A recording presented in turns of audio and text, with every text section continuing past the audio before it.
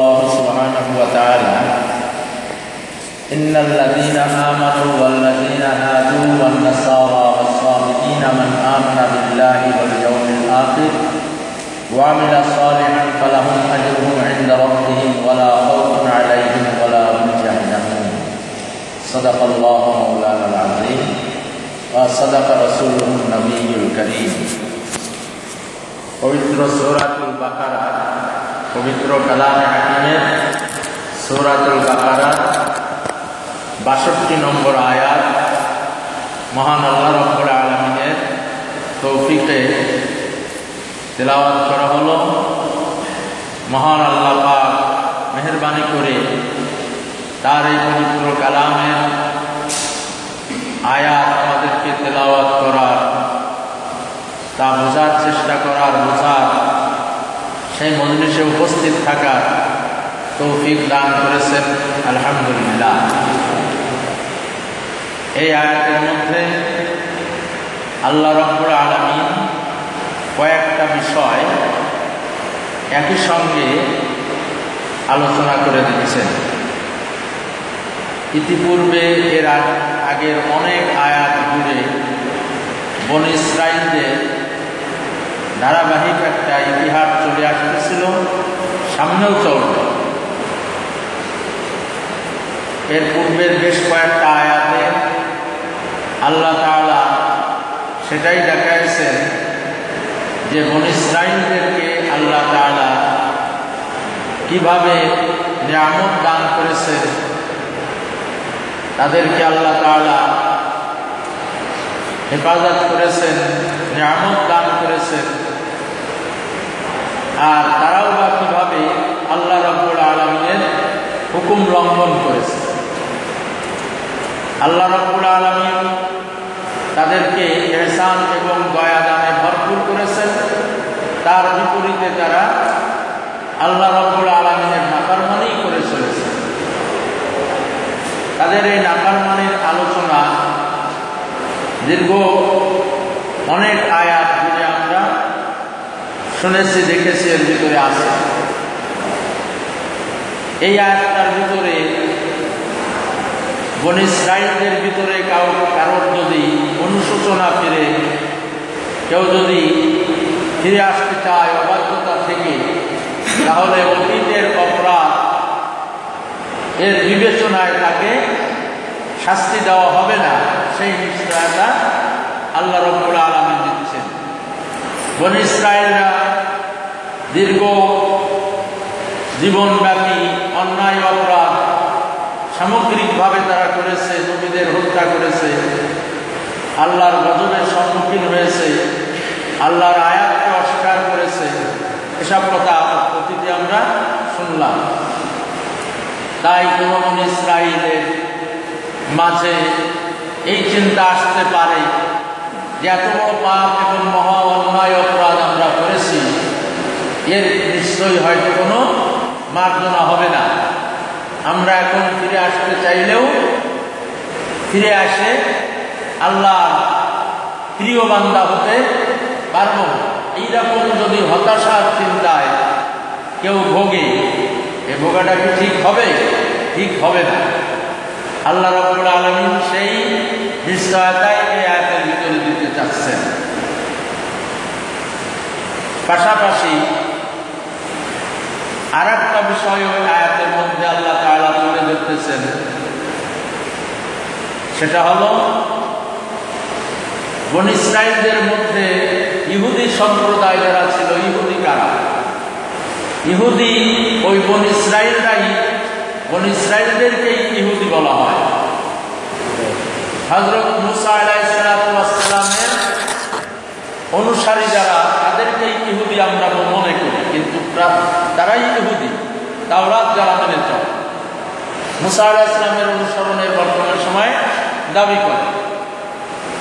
কিন্তু ইহুদি এর এই নামের কারণ বা এদের ইতিহাস দেখলে দেখা যায় যে ইহুদি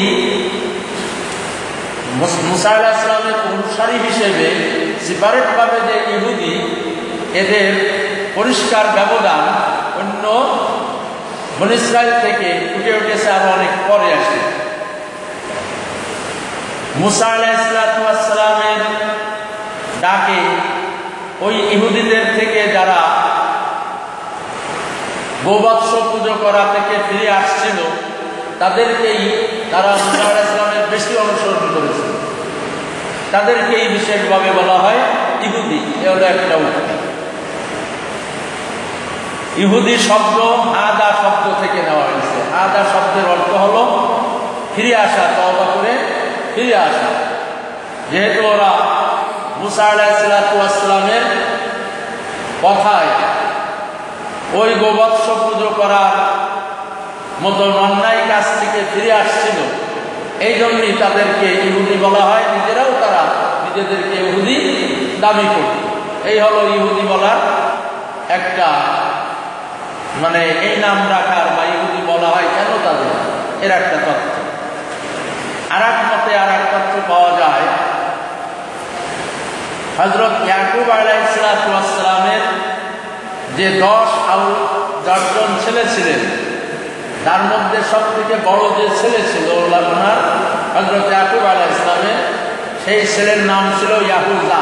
জালদি ইয়াহুযা, এটা বলতে জায়গা, ওইটা ছিল অনারবি শব্দ। পরবর্তীতে ওইটাকে আরবি শব্দ রূপান্তর করে জালকে বা বলবো জকে দ বা দালের দ্বারা পরিবর্তন করে ইয়াহুদা বলা হয়, সেখান থেকে ইয়াহুদ। তো হযরত ইয়াকুব আলাইহিস সালামের বড় ছেলের নাম ছিল ইয়াহুদা। সেই বনী ইসরাঈলরা নিজেদেরকে ওই ইয়াকুব আলাইহিস সালামের বড় ছেলের দিকে নিজেদেরকে সম্বন্ধ করে তাই ইহুদিও বলতো, নিজেদের ইহুদিও বলতো। যে নামই হোক না কেন ইহুদিয়া, আমরা এখন যেটা বুঝি মুসা আলাইহিস সালামের পূর্ণ অনুসারী, তারাই হলো ইহুদি। কথা এটাই ঠিক, এটাও ঠিক। বনী ইসরাঈলরা অনেক নবী তো বনী ইসরাঈলের মধ্যে এসেছিল।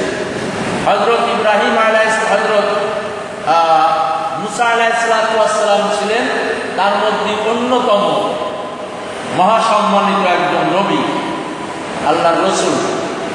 এই মুসা আলাইহিস সালামের অনুসরণ যারা করত তারাই তো ছিল বনী ইসরাঈল।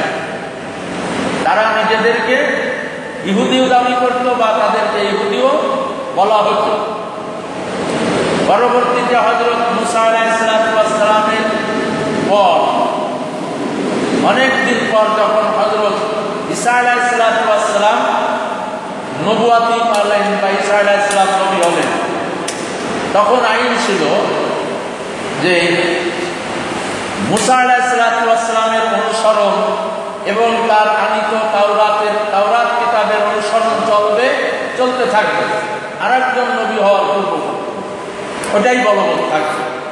বিশ্বাসগতভাবেও মানতে হবে এবং আমল বা কর্মগতভাবেও তার অনুসরণ এবং তার আনিত কিতাব আইন কানুন এটাকেই মেনে চলতে হবে। বনী ইসরাঈলরা সেটাই চলত। এরপরে হযরত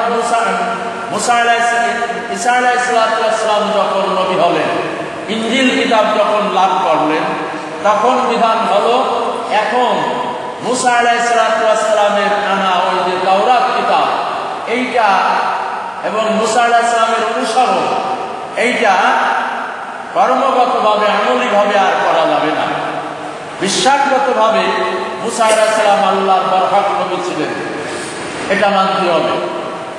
এবং ওনার আনিত কিতাব তাওরাত এটাও ছিল সত্য আসমানি কিতাব, এটাকে আল্লাহ যা নাযিল করেছেন সেটাকে বিশ্বাস করতে হবে। ইনজিল যখন চলে আসলো, তাওরাত মানে ঈসা আলাইহিস সালাম যখন নবুয়ত লাভ করলেন, তখন মুসা আলাইহিস সালামের শরীয়ত স্থগিত হয়ে গেল। আমল তারপরে আর করা যাবে না, বিশ্বাস রাখতে হবে ওটা সত্য ছিল, ওটা সত্য ছিল। কিন্তু এখন অনুসরণ করতে হবে ঈসা আলাইহিস সালাম যা বলবেন সেই অনুযায়ী, এবং ঈসা আলাইহিস সালামের কিতাব ইনজিল যেটা আসছে সেইটা অনুযায়ী চলতে হবে। এরপরে ঈসা আলাইহিস সালামের চলে যাওয়ার পর যখন আখেরি নবী মুহাম্মদুর রাসূলুল্লাহ সাল্লাল্লাহু আলাইহি ওয়াসাল্লাম আসছেন, তখন তো সেটাই মানতে হবে। আগেরগুলোকে বিশ্বাস করতে হবে, নবী মানতে হবে এবং কিতাবগুলো সত্য ছিল মানতে হবে, কিন্তু তদ অনুযায়ী আমল করা যাবে না। আমল করতে হবে নবী মুহাম্মদ সাল্লাল্লাহু আলাইহি ওয়াসাল্লামের আনা বিধান মতে। এইভাবেই নবুয়তের ধারাবাহিকতা চলে আসতেছে। তাই মুসা আলাইহিস সালাতু ওয়াস সালামের যারা অনুসরণ করত তারাই ছিল বনী ইসরাইলের ইহুদি। তাদেরকে ইহুদিও তারা বলতো, আবার তারা ব্যাপক অর্থে বনী ইসরাইলও ছিল। নিয়ম অনুযায়ী মুসা আলাইহিস সালাতু ওয়াস সালাম এরপর যখন হযরত ঈসা আলাইহিস সালাম আসবেন, তখন মুসা আলাইহিস সালামের আর অনুসরণ করা যাবে না, তাওরাতের অনুসরণ করা যাবে না, ওটা স্থগিত। ঈসা আলাইহিস সালাতু ওয়াস সালামকেই মানতে হবে, মানে তার আনিত বিধান মতে চলতে হবে, ইনজিলের বিধান মতে চলতে হবে। তাওরাত এবং মুসা আলাইহিস সালামকে বরহক ছিলেন এটুকু বিশ্বাসে রাখতে হবে। ওই সময় ওটা কার্যকর ছিল, এটা মনে করতে হবে। ঈসা আলাইহিস সালাম যখন নবুয়তি লাভ করলেন এবং ইনজিল কিতাব প্রাপ্ত হয়ে বনী ইসরাইলদেরকে ডাক দিতে লাগলেন ওনার অনুসরণের জন্য, আল্লাহর পথে আসার জন্য। তখন বনী ইসরাইলরা তাদের কোন দর্শনে ছিল? ইহুদি ছিল। মুসা আলাইহিস সালামের অনুসরণের পক্ষে ছিল সবাই, তো ইহুদি ছিল। এবং ওই যে তারা গোবৎস পূজার থেকে তওবা করেছিল সেই ধারণা মতে, সেই বিশ্বাস মতে তারা ইহুদি ছিল। মুসা আলাইহিস সালামের পর, মুসা আলাইহিস সালাম আসার পর তখন তো তাদের চলে আসতে হবে আইনত কোন আইনে? ইনজিলের আইনে চলে আসতে হবে এবং ঈসা আলাইহিস সালামের অনুসরণে আসতে হবে। ওখানে তারা দুই ভাগ হয়ে গেল, ওখানে তারা দুই ভাগ হয়ে গেল। মুসা আলাইহিস সালামের পর ঈসা আলাইহিস সালাম যখন নবী হলেন এবং ইনজিল কিতাব যখন প্রাপ্ত হয়ে তারপরে আমল করতে বললেন, আইন যখন সেটা বলতো যে এখন আর মুসাকে মানা যাবে না, মানে ওনার বিধান মতে আমল করা যাবে না, তাওরাতের বিধান মতে আর আমল করা যাবে না, এখন ঈসা আলাইহিস সালামের আনিত বিধান তথা ইনজিল মতে আমল করতে হবে। ঈসা আলাইহিস সালাম সেই নিয়মই তুলে ধরলেন। আইন আল্লাহ রাব্বুল আলামিনের তাই বলে, আল্লাহর আইনও তাই বলে। কিন্তু ওখানে এসে বনী ইসরাইল দুটো শাখায় বিভক্ত হয়ে গেল। আমরা অনেকেই ব্যাখ্যায় বসলো যে আমরা তাওরাত মানে আসতেছি এবং মুসা আলাইহিস সালামের অনুসরণ করে আসতেছি, আমরা ওর থেকে সরব না। তার মানে ঈসা আলাইহিস সালামের উপরে ঈমান আনবো না এবং ঈসা আলাইহিস সালামের আনিত বিধান ইনজিলের পরেও আমরা আনবো না। তাহলে এটা আল্লাহর বিধানের লঙ্ঘন, আল্লাহর সিদ্ধান্তের বিরোধী। এখান থেকে মুসা আলাইহিস সালামের অনুসারীরা এবার কয় ভাগ হয়ে গেল? দুই ভাগ হয়ে গেল। এক ভাগ মুসা আলাইহিস সালামের ওই পূর্ব অনুসরণের উপরে এবং তাওরাত মেনে চলার সেই পূর্ব অনুসরণের পরেই থেকে গেল। ওরা ঈমানকে নতুন হযরত ঈসা আলাইহিস সালামকে মানা এবং ইনজিলকে মানার পক্ষে মতামত দিল না, আসলো আর এক গ্রুপ চলে আসলো। তাহলে এবার বনী ইসরাইল কয় ভাগ হয়ে গেল? দুই ভাগ হয়ে গেল।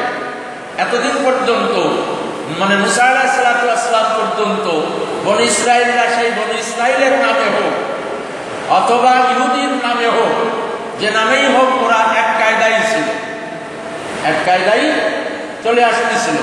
বিশেষ করে শেষের দিক তারা একমতেই ছিল।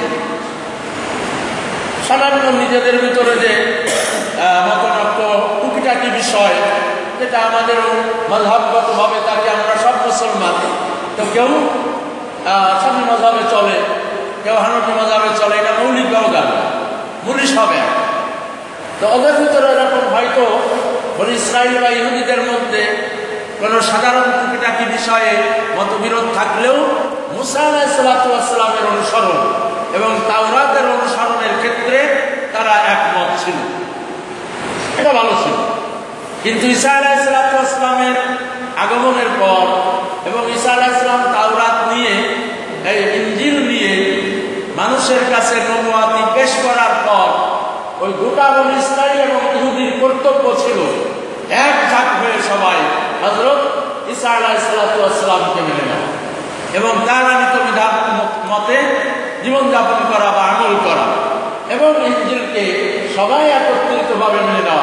এটাই ছিল তাদের কর্তব্য, আল্লাহর বিধানের দাবিও ছিল তাই, আল্লাহর নির্দেশ সেটাই ছিল। কিন্তু ওরা তা না করে ওখানে তারা দুই শাখায় বিভক্ত হয়ে গেল। কেউ বলল যে আমরা নতুন করে ঈসা আলাইহিসসালামকে নবী হিসেবে মেনে নেব না, এবং ঈসা আলাইহিসসালামের আনা ইনজিলকেও আমরা মেনে নেব, আমরা ঈসা আলাইহিসসালামের তাওরাতের পরেই থাকবো, মুসা আলাইহিসসালামের বিধানের পরেই চলবো। এইভাবে তারা ইহুদি থেকেই গেল, তারা ইহুদি থেকেই গেল। আর এক গ্রুপ ওখান থেকে আলহামদুলিল্লাহ আল্লাহর আইন অনুযায়ী ওরা ঈসা আলাইহিসসালামের অনুসরণ করা শুরু করলো, ইনজিলের পক্ষে চলে আসলো।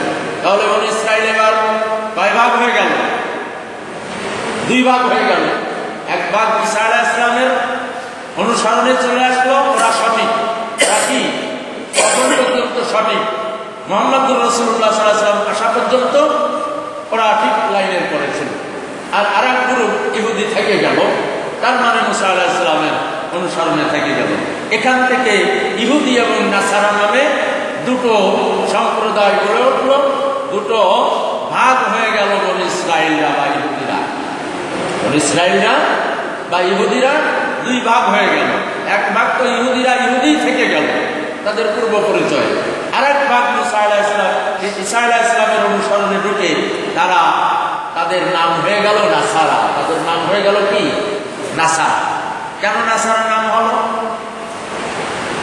নাসারা এটা আরবি শব্দ না অনারবি শব্দ আরবিতে ব্যবহার হয়, এ বিষয়ে নিয়েও মানে ঐতিহাসিকদের মাঝে কয়েক রকমের মতামত পাওয়া যায়। মোটামুটি দুই ধরনের মত পাওয়া যায়। কেউ বলে যে এটা আরবি শব্দ নাসারা, এটা নাসরুন মানে সাহায্য, নাসরুন মানে কি? সাহায্য। আনসার মানে সাহায্যকারীগণ। এই আনসার, নাসরুন এই শব্দ থেকে নাসারা, তাদেরকে নাসারা এই জন্যই বলা হয়। ঈসা আলাইহিসসালাম এই মতে আরবি শব্দ থেকে নাসরুন মানে সাহায্য, আনসার মানে সাহায্যকারীগণ, এখান থেকে নাসারা শব্দ দেওয়া দিয়ে তাদেরকে নাসারা এই জন্যই বলা হয় যে হযরত ঈসা আলাইহিসসালাম যখন তাওরাত নিয়ে নবুয়তি দাবি পেশ করলেন, তখন একদল তো তারা ফিরে আসতে চালো না, মানে মুসার অনুসরণে তাওরাতের পক্ষেই থেকে গেল। তখন হযরত ঈসা আলাইহিসসালাম মস্ত বড় একটা মুশকিল অবস্থায় পড়ে গেলেন যে এই লোকগুলোকে ফিরে ভক্তি করে। আল্লাহর আইন তো বলে যে সবাই আমার অনুসরণ করুন, সবাই ইনজিলের অনুসরণ করুন। এই যে দুই ভাগ হয়ে গেল, কেউ আমাকে অনুসরণ করতে চায় না, ইনজিল মানতে চায় না, আর কেউ মানতে চায়। একটা মুশকিল এবং একটা কঠিন সমস্যা। এই সমস্যায় সংঘর্ষ অনিবার্য, সংঘর্ষ বিরোধ অনিবার্য। একটা বিরোধের ভাব নিল। হযরত ঈসা আলাইহিসসালামকে যারা সহযোগিতা করার ঘোষণা দিয়ে নাহনু আনসারুল্লাহ, আমরা আল্লাহর পক্ষ থেকে আল্লাহর নির্দেশ অনুযায়ী ঈসা তোমার সাহায্যকারী হয়ে থাকবে, তোমাকে মেনে চলবে, এই কথা বলে এক গ্রুপ ঈসা আলাইহিসসালামের সহযোগী বা সাহায্যকারী হিসেবে তারা চলে আসলো।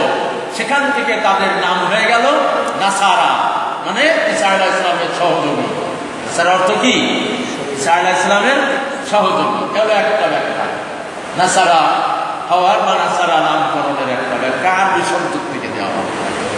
আর কোন ইতিহাসে পাওয়া যায়, ঐতিহাসিকগণ তারা বলেছেন যে ঈসা আলাইহিসসালামের যারা অনুসরণ করার পক্ষে চলে আসছিল নিয়ম অনুযায়ী, আল্লাহর হুকুম অনুযায়ী, তাদের অবস্থান ছিল ওই ফিলিস্তিনের অঞ্চলের, শাম ফিলিস্তিন ওই এলাকা নাসরান একটা এলাকা ছিল। সেই এলাকায় যেসব লোক বসবাস করত, নাসরান নামক এলাকা অথবা নাসরাতুন নামক এলাকা, দুই নাম বলা হয়েছে। নাসরাতুন নামক এলাকা বা নাসরান সব নামক একটা অঞ্চল ছিল। সেইখানকার অধিবাসী যারা ছিল তারাই বলা যায় সবই, বেশিরভাগ বা বলা যায় ওইটাই, ওই অঞ্চলের সবাই দলবদ্ধভাবে হযরত ঈসা আলাইহিস সালামের পরে ঈমান এনে উনার মতে চলে আসছিলেন, আর অন্য সাইডের লোকজন পূর্ব অবস্থার পরে ছিল। তো যেহেতু নাসরাতুন এলাকা বা নাসরান এলাকার থেকে তারাই ঈসা আলাইহিস সালামের অনুসারী হয়ে গেল, ইনজিল মেনে নিল, এই জন্য তাদের এলাকার দিকে সম্বন্ধ করে ওই সম্প্রদায়কে, ওই গ্রুপটাকে বলা হতো নাসারা। নাসরান শব্দ থেকে নাসরান এলাকার দিকে তাদের সম্বন্ধ করে বলা হয় নাসারা বা নাসরাতুন নবী। এই শব্দের দিকে সম্বন্ধ করে, এলাকার দিকে সম্বন্ধ করে তাদের বলা হয় নাসারা। যাই হোক, তো এই বনী ইসরাঈল বা ইহুদি এরা ঈসা আলাইহিস সালামের নবুয়ত লাভ করার পর ইতিহাসে দেখা যায় ওরা দুটো দলে বিভক্ত হয়ে গেল। একদল পূর্ব মতে থাকলো, তাদেরকে বলা হয় ইহুদি, তাদেরকে বলা হয় ইহুদি। মুসা আলাইহিস সালামের অনুসরণের দাবিদার, তাওরাতের অনুসরণের দাবিদার। আরেক গ্রুপ ঈসা আলাইহিস সালামের দলে চলে আসলো, তাদেরকে বলা হয় নাসারা। উভয় কিন্তু আল্লাহর কিতাব মানে। এক গ্রুপ নিয়ম অনুযায়ী মানতেছে, আল্লাহর বিধান অনুযায়ী, যে নতুন কিতাব আসলে বা নতুন নবী হলে পূর্ব নবীর অনুসরণ, পূর্ব কিতাবের অনুসরণ স্থগিত হয়ে যায়। এটা মেনে নিয়েই এক গ্রুপ ইনজিল মেনে নিল। এরা নিয়মের পরে আছে, সঠিক নিয়মের পরে আছে, কিতাব মানতেছে আল্লাহ। আর যারা পূর্বের কিতাব তাওরাত মানতেছে, মুসাকে মানতেছে, ওরা নিয়ম বহির্ভূত ভাবে কি করতেছে, আল্লাহর একখান কিতাব মেনে যাচ্ছে, তাই না? ওরাও আল্লাহর কিতাব মানে, একজন নবীকে মানতেছে, কিন্তু নিয়ম বহির্ভূত ভাবে। এই জন্য ওদের ওই মানাটা অসঠিক ছিল, অশুদ্ধ ছিল।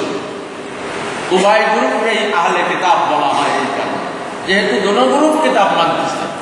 এক গ্রুপ নিয়ম অনুযায়ী মানতেছে, মানার ল অনুযায়ী মানতেছে, আর এক গ্রুপ নিয়ম বহির্ভূত মানতেছে, কিন্তু কিতাব তো দুই গ্রুপ মানে।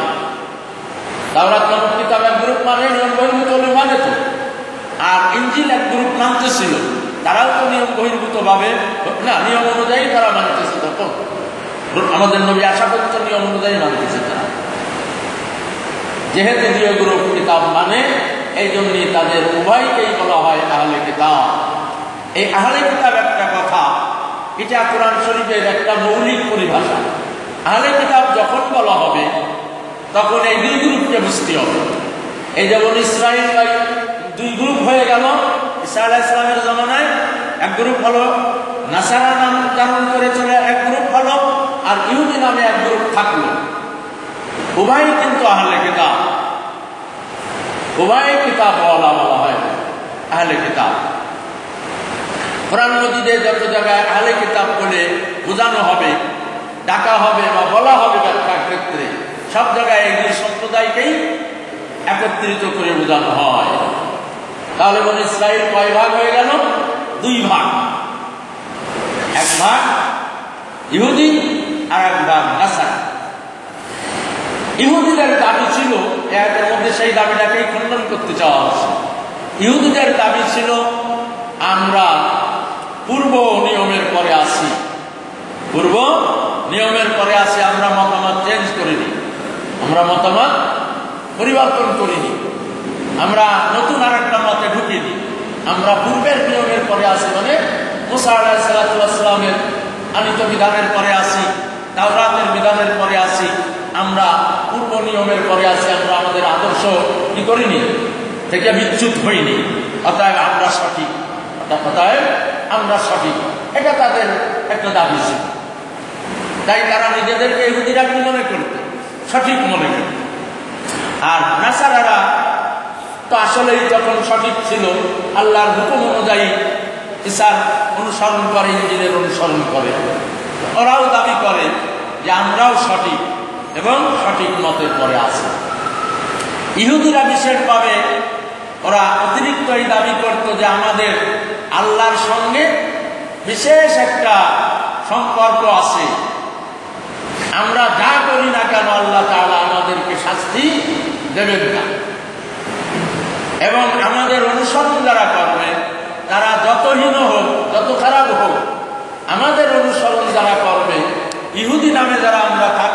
সাথে থাকবে, কাজ তাদের যাই হোক না কেন তারা আল্লাহর প্রিয় হয়ে যাবে, আল্লাহ প্রিয় থাকবে, আল্লাহ তাদেরকে শাস্তি দেবেন না। এইরকম একটা দলীয় দৃষ্টিভঙ্গি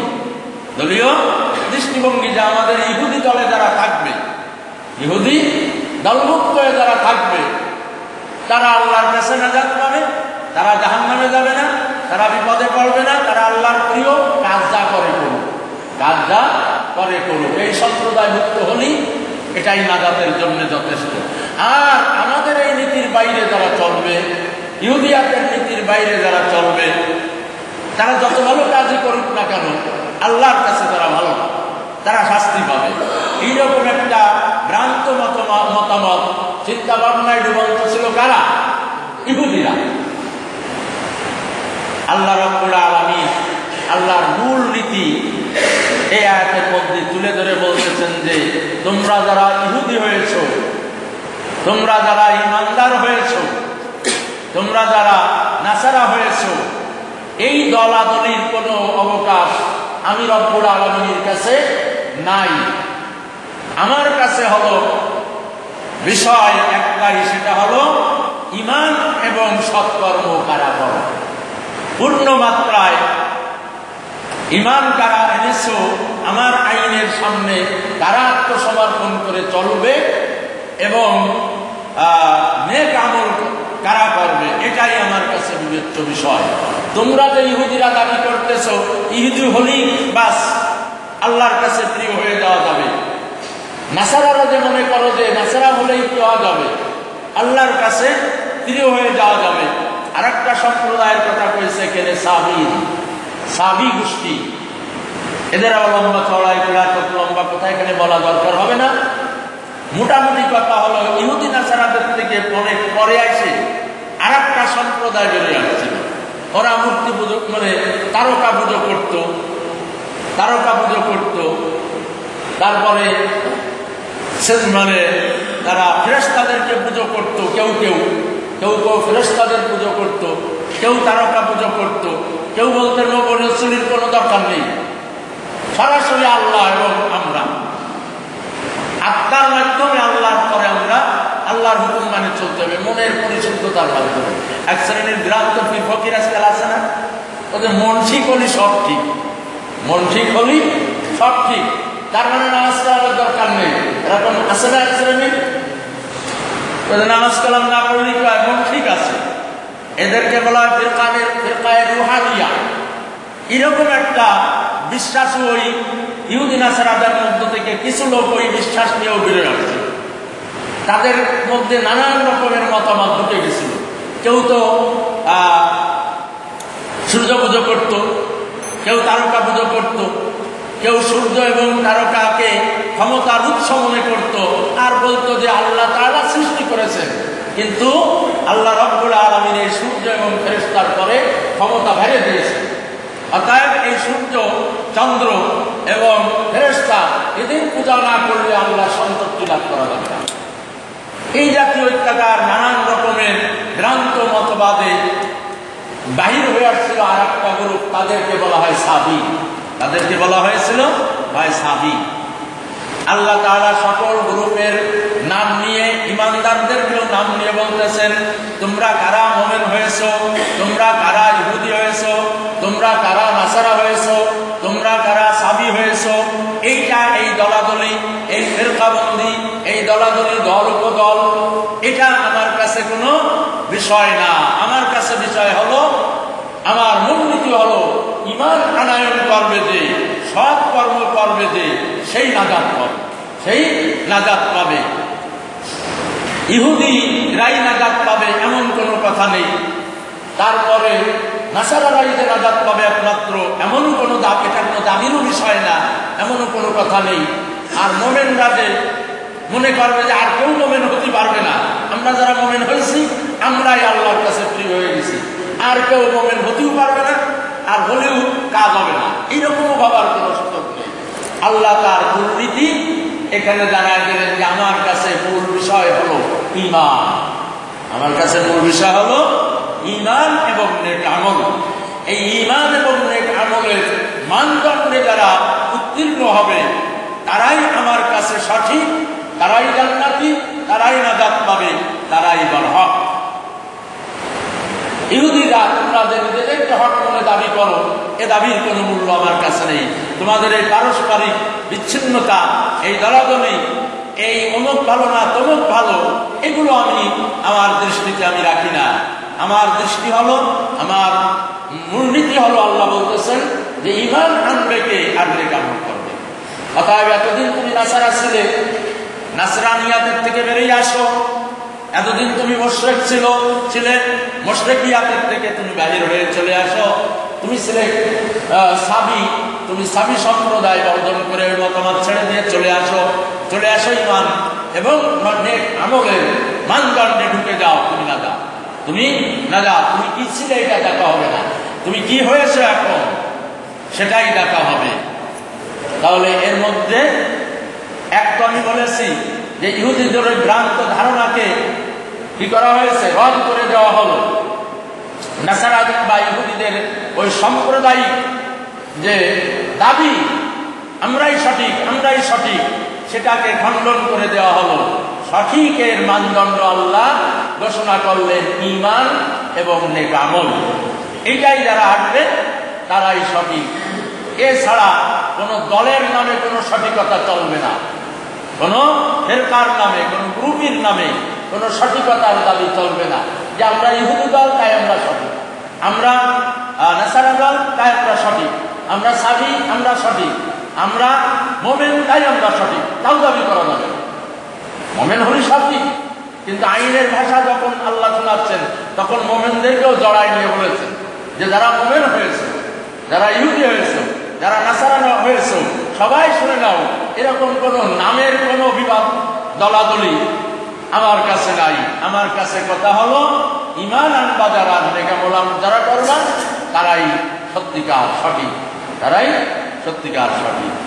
আমি আগেই আয়াতের শুরুতে ভূমিকায় বলেছিলাম যে আল্লাহ তাআলা আয়াতের মধ্যে দুটো বিষয় কাজ করতেছেন, আমাদের দুটো বিষয় জানাচ্ছেন। একটা হলো আল্লাহর মূলনীতি জানাচ্ছেন যে কোনো দল উপদল, কোনো এলাকা অঞ্চল এর দ্বারাই আমার সিদ্ধান্ত গৃহীত হয় না। আমার সিদ্ধান্ত গৃহীত হয় কতিপয় গুণের মাধ্যমে, কর্মের মাধ্যমে। সেটা কি? ঈমান এবং নেক আমল। এই কর্মের মাধ্যমেই আমার কাছে ফলাফল পাওয়া যাবে। কোনো এলাকা ভিত্তিক আঞ্চলিকতা, কোনো দল উপদলের নামে আমার কাছে কিছু আসে যায় না। আমার মূল নীতিতে আসতে হবে। এই মূল নীতিতে আসে আমার দল হয়ে যেতে হবে, আমার দল হয়ে যেতে হবে। এই কথাটা আল্লাহ তাআলা জানাতে চাচ্ছেন। পাশাপাশি আমি আরেকটা কথা বলেছিলাম যে দীর্ঘ সময় ধরে ইহুদিদের অন্যায় অপকর্মের, মানে বনী ইসরাঈলদের অন্যায় অপকর্মের কথা অনেক আয়াত জুড়ে বলে আইছে। তাই কোনো ইহুদি বা কোনো নাসারা যাতে এই চিন্তায় আবার নিজেকে নিরাশ না হয়ে যায় যে আমরা এত পাপ করেছি, আমাদের কোনো মার্জনা নেই, আমাদের কোনো ক্ষমা নেই। আল্লাহ নীতি ঘোষণা করলেন, তুমি ইহুদি ছিলে, নাসারা ছিলে, সাবি ছিলে, যা ছিলে তোমার জন্য এখনো আমার ক্ষমার দরজা খোলা। ঈমান যদি আনো তো ক্ষমা, তুমি কি ছিলে এটা দেখা হবে না। হাদিস শরীফের মধ্যে আসছে, রাসূল সাল্লাল্লাহু আলাইহি ওয়াসাল্লাম তাই বলেছেন, ইন্নাল ইসলামা ইয়াহদিমু মা কানা ক্বাবলাহু। ইসলাম পূর্বের যত অন্যায় অপরাধ তা বিনষ্ট করে দেয়। অর্থাৎ ঈমান ইসলাম গ্রহণ করার আগে কে কি থেকে অন্যায় অপরাধ গুনার কাজ করেছে, শিরক করেছে, চুরি করেছে, এ সবগুলো মাফ করে দেওয়া হয় যদি সঠিক বিশুদ্ধ অন্তঃকরণে তওবা করে ঈমান আনা হয়। তওবা করে ঈমান আনা হয়। এক সাহাবী রাসূল সাল্লাল্লাহু আলাইহি সাল্লামের হাতে হাত দিয়েছেন, মুসলমান হয়েছে, মুসলমান হয়ে সাহাবী হয়ে গেছে। রাসূল সাল্লাল্লাহু আলাইহি সাল্লামের হাতে হাত দিয়েছেন, মানে মুসাফা করতেছে। মুসাফা করে আর হাত ছাড়ে না, সাহাবী হাত ছাড়তেছেন না। রাসূল সাল্লাল্লাহু আলাইহি সাল্লামের সঙ্গে মুসাফা করতেছে, হাতের মধ্যে হাত দিছে, কিন্তু ওই লোক আর হাত ছাড়ে না। রাসূল সাল্লাল্লাহু আলাইহি সাল্লাম বলেন, তুমি হাত ছাড়তেছ না কেন? হাত ছেড়ে দাও। বলো, আমি হাত ছাড়বো না, আমি একটা শর্ত আপনার কাছে আদায় করে নিতে চাই। এই শর্ত, এই নিশ্চয়তাটা না দেওয়া পর্যন্ত আমি আপনার হাত ছেড়ে দেব না। রাসূল সাল্লাল্লাহু আলাইহি ওয়াসাল্লাম বললেন, তাশতারি তুমি আজা, কি শর্ত করতে চাও বলো, কি শর্ত করতে চাও বলো। বলো যে আমি আশতারিতু আইয়াগফির আল্লাহু লি, আমি আপনার কাছ থেকে এই শর্ত নিতে চাই যে আমার অতীতের যে কুফরির আমলে, যখন কাফের ছিলাম, মুশরিক ছিলাম, সে আমলে যত অন্যায় অপরাধ করেছি আল্লাহ তাআলা সেগুলো মাফ করবেন কিনা সেটা আপনার বলতে হবে। আমি তো এখন মুসলমান হয়ে গেছি, ঈমান আনিছি, আমার বয়স, আমার অতীতে যে অন্যায়গুলো করে আইছি কাফের থাকা অবস্থায়, মুশরিক থাকা অবস্থায়, ওইগুলো আল্লাহ তাআলা আমাকে মাফ করবেন কিনা এইটা আপনার কাছ থেকে শর্ত আকারে আমি নিতে চাই। না বলা পর্যন্ত আমি হাত ছাড়ব না। রাসূল সাল্লাল্লাহু আলাইহি ওয়াসাল্লাম তখন ওই হাদিসটা শোনাইছিলেন, তুমি কি জানো না আন্নাল ইসলাম ইয়াহদিমু মা কানা ক্বাবলাহু, ইসলাম গ্রহণ করলে মানে ঈমান গ্রহণ করলে অতীতের সকল শিরকের গুনাহ, কুফরের গুনাহ আল্লাহ তাআলা মাফ করে দেন। এটা খাবার তোমার শর্ত করতে হবে কেন? তুমি ঈমান আনিছো, এটাই কি হয়ে গেছে, এগুলো মাফ হয়ে গেছে। তবে যদি কোনো বান্দার হক নষ্ট করা হয়ে থাকে ওই পিরিয়ডে, সেটা আল্লাহ তাআলা ক্ষমা করবেন না, ওটা ওই বান্দার সাথেই মিউসাল করতে হবে। আল্লাহর যে হক নষ্ট করা হয়েছিল, আল্লাহর বিধান, এটা আল্লাহ তাআলা ক্ষমা করে দেবেন। যে তুমি আগে মূর্তির পুজো করেছো, এখন ঈমান এনেছো, মূর্তি পূজার অতীতের গুনাহ মাফ। তুমি আগে কুফরি করেছো, শিরকি করেছো, আমল করনি, নামাজ পড়নি, অন্যান্য শরীয়তের আমল মেনে চলনি, ওগুলো মাফ। এখন মুসলমান হয়েছে, এখন অতীতের সব গুনাহ মাফ, এখন থেকে লেখা হবে, এখন থেকে তোমাকে মুমিন হিসেবে ফয়সালা করা। আল্লাহ তাআলা সেই নীতিটাই এখানে জানালেন, ইন্নাল্লাযীনা আমানু ওয়াল্লাযীনা হাদু, নিশ্চয়ই যারা ঈমান আনবে, ওয়াল্লাযীনা হাদু, আর যারা ইহুদি হয়ে যাবে, ওয়ান নাসারা, বা নিশ্চয়ই যারা ঈমান আনলো, ঈমানদার পরিচয় দিচ্ছে নিজেদেরকে, এবং যারা নিজেদেরকে ইহুদি মনে করতেছে, নাসারা মনে করতেছে, নিজেদেরকে সাবি সম্প্রদায় মনে করতেছে, সকলের জন্য আমার মূলনীতি হলো মান আমানা বিল্লাহি ওয়াল ইয়াউমিল আখির, যে ব্যক্তি আল্লাহর উপরে ঈমান আনবে এবং কিয়ামত দিবসের উপরে ঈমান আনবে, ওয়া আমিলা সালিহান, এবং নেক আমল করবে, ফালাহুম আজরুহুম ইনদা রাব্বিহিম, তারাই তাদের রবের কাছে মহা পুরস্কারে পুরস্কারিত হবে, অর্থাৎ তাদের অতীতের গুনাহ মাফ করে দেওয়া হবে। ওয়ালা খাউফুন আলাইহিম ওয়ালা হুম ইয়াহজানুন, আখিরাতে তাদের কোনো ভয় হবে না, আখিরাতে তারা কোনো বিপদের সম্মুখীন হবে না, হতাশায় পড়বে না। তাহলে আল্লাহর মূলনীতি আল্লাহ তাআলা জানায় দিলেন, কে ইহুদি হয়েছো, কে নাসারা হয়েছো, কে ঈমানদার হয়েছো, কে সাবি হয়েছো, কে কোন জায়গার লোক, কে কোন সম্প্রদায়ের লোক, সকালেই শুনে নাও আমার মূলনীতি হলো এই, আমার উপরে যারা ঈমান আনবা, মেনে চলবা, নেক আমল করবা, তারাই পাবা নাজাত, তারাই পাবা নাজাত। তাহলে নাজাতের মূল মন্ত্র হলো কোন ধরনের দল উপদল ভিত্তিক কোন নাজাত আল্লাহ তাআলার দরবারে হয় না। কোন পরিচয়, জাগতিক কোন পরিচয়ের কারণে আল্লাহর দরবারে নাজাত হয় না। আল্লাহর দরবারে নাজাত পেতে গেলে একটাই দল হতে হয়, সেটা হলো আল্লাহর দল। তাহলে কার দল? আল্লাহর দল, ঈমানের দল, ঈমানের দল। রাসূল সাল্লাল্লাহু রাব্বুল আলামিন কোরআন মাজিদের মধ্যে বলেছেন, ইয়া আইয়ুহান নাসু ইন্না খালাকনাকুম মিন যাকারিন ওয়া উনসা ওয়া জাআলনাকুম শুউবান ওয়া ক্বাবাইলা লিতাআরাফু ইন্না আকরামাকুম ইনদাল্লাহি আতকাকুম। ও দুনিয়ার মানুষ, তোমরা শোনো, জেনে নাও, আমি তোমাদের সকলকেই এক আদম হাওয়া থেকে সৃষ্টি করেছি। এরপরে জামানার সময়ের আবর্তনে তোমাদেরকে বিভিন্ন রকমের সম্প্রদায়, বিভিন্ন অঞ্চলে বিভক্ত করেছি, বিভিন্ন গোত্রে বিভক্ত করেছি, বিভিন্ন দেশে বিভক্ত করেছি, বিভিন্ন ভাষায় বিভক্ত করেছি। এগুলো সব করেছি কেন? লিতাআরাফু, পারস্পরিক পরিচয়ের জন্য। অমুক বাংলাদেশি, তমুক রাশিয়া, তমুক পাকিস্তানি, তমুক ভারতী, এইগুলোর জন্য তোমাদের এই বিভক্তি। অমুক সরকার গোষ্ঠী, অমুক মূল্যায়ন গোষ্ঠী, অমুক বিশ্বাস গোষ্ঠী, অমুক এই নামের, অমুক এই নামের, এই নামের ব্যবধান, এলাকার ব্যবধান, গোত্রের ব্যবধান, এগুলো আমি যা করে দিয়েছি তোমাদের, এটা কোনো এই গোত্রের যে ব্যবধান আমি করেছি এটা মৌলিক ব্যবধান না, এটা লিতাআরাফু, পারস্পরিক পরিচয়, চলাফেরার পরিচয়, ভৌগোলিক অবস্থানগত পরিচয়, এটাকে ঠিক রাখার জন্য আমি বিভক্ত করে দিয়েছি। কিন্তু এই বিভক্তি মূল বিভক্তি নয়। ইন্না আকরামাকুম ইনদাল্লাহি আতকাকুম, আমার কাছে মহাসম্মানিত তারা যারা ইমানদার হবে, মুত্তাকি হবে, নেক আমল করবে। এই পয়েন্টে সবাইকে এক হয়ে আসতে হবে। এটাই হলো আমার কাছে মূল বিবেচ্য বিষয়। কে কোন এলাকায়, কে কোন ভাষার, কে কোন এলাকার, কে কোন রঙের, কে কোন বর্ণের, এগুলো আমি রব্বুল আলামিনের কাছে দেখার বিষয় না। আমার কাছে বিষয় হলো ঈমান এবং নেক আমল, ঈমান এবং নেক আমল। এই কথাটাও আয়াতের মধ্যে তাই আল্লাহ তাআলা বললেন না, কে ঈমানদার, কে ইহুদি, কে নাসারা, কে সাবি, সকলেই শুনে নাও, যারা একান্ত মনে আল্লাহর পরে ঈমান আনবে এবং নেক আমল করবে, তারাই আমি রব্বুল আলামিনের কাছে পাবে পুরস্কার, আর তারাই কিয়ামতের দিন পাবে নাজাত, তারাই কিয়ামতের দিন পাবে নাজাত। রাসূল সাল্লাল্লাহু আলাইহি ওয়াসাল্লাম বলেছেন, লা ফাযলা লিআরাবিয়্যিন আলা আজামিয়্যিন ওয়ালা আজামিয়্যিন আলা আরাবিয়্যিন ইল্লা তাকওয়া। রাসূল সাল্লাল্লাহু আলাইহি ওয়াসাল্লাম বলেছেন, কোন আরবির পরে অনারবির কোনো ফজিলাত নেই, কোন অনারবির কোনো ফজিলাত আরবির পরে নেই।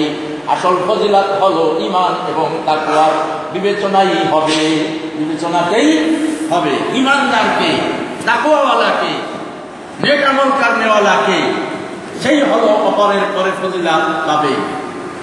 যারা নেক আমল না, তাদের পরে ফজিলাত পাবে।